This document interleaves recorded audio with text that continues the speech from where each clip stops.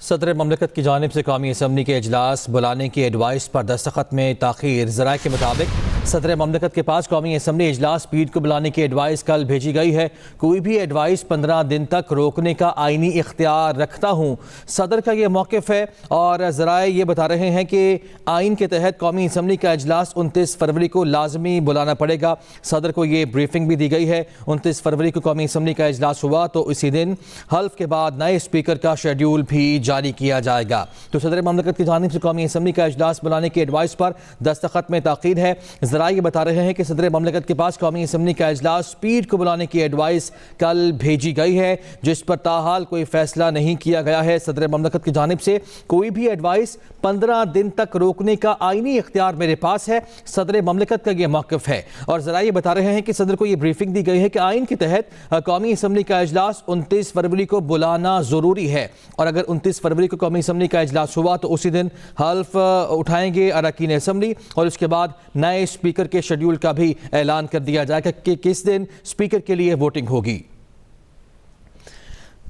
تفصیلات جان لیتے ہیں۔ بیورو چیف اسلام آباد عامر الیاس رانا ہمارے ساتھ موجود ہیں۔ عامر، بتائیے گا کیوں اس میں تاخیر کی جا رہی ہے صدر مملکت کی جانب سے؟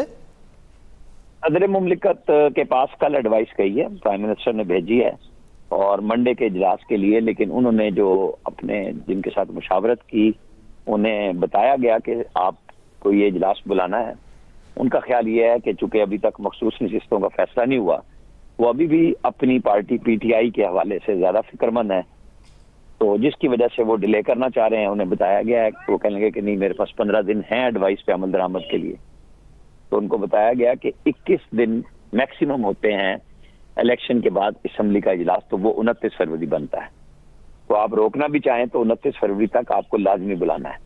یہ پچھلے دنوں جو نیب کے 2 آرڈیننس تھے ان کے پہ بھی صدر مملکت نے اسی طرح کیا تھا، لیکن پھر ان کو عمل کرنا پڑا تھا آئین پہ جا کے، انکار کرنے کے باوجود۔ اب وہ سمجھ رہے ہیں کہ شاید وہ پریشر ڈالیں گے، حالانکہ الیکشن کمیشن نے اپنے طور پہ فیصلہ کرنا ہے۔ کل ان کی میٹنگ ہے کہ مخصوص نشستوں کا سنی اتحاد کونسل کے لیے کیا کیا جائے۔ اس کے بارے میں ہر بندہ کلیئر ہے کہ یہ الیکشن کمیشن کی ثوابدید ہے کہ وہ کیا فیصلہ کرے گا، کیونکہ سنی اتحاد کونسل نے ابھی صرف خط لکھا ہے اور لسٹ بھی نہیں دی ہے خواتین ممبران کی اور اقلیتوں کے لیے، چونکہ سنی اتحاد کونسل کی اوریجنل پارٹی کی طرف سے تو پہلے دن سے بھی کوئی نام موجود نہیں تھا، اس لیے زیادہ ان کو نقصان ہوا ہے، کیونکہ پہلے یہ MWM اور جماعت اسلامی سے کر رہے تھے تو وہاں مخصوص نشستوں پہ نام دیے گئے تھے، وہ پی ٹی آئی خود طے نہیں کر سکی۔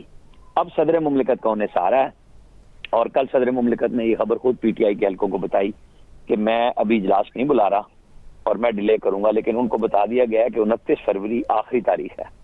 اب اگر 29 کو اجلاس ہوتا ہے تو پھر 2 کو اسپیکر کا الیکشن ہوگا اور 4 کو وزیر اعظم کا الیکشن ہوگا، اور 9 مارچ صدر مملکت کے الیکشن کی الیکشن کمیشن تجویز کر چکا ہے کہ وہ الیکشن انہیں کرانا ہے۔ ٹھیک ہے، بہت شکریہ عامر الیاس رانا، بیورو چیف اسلام آباد ہمارے ساتھ موجود تھے۔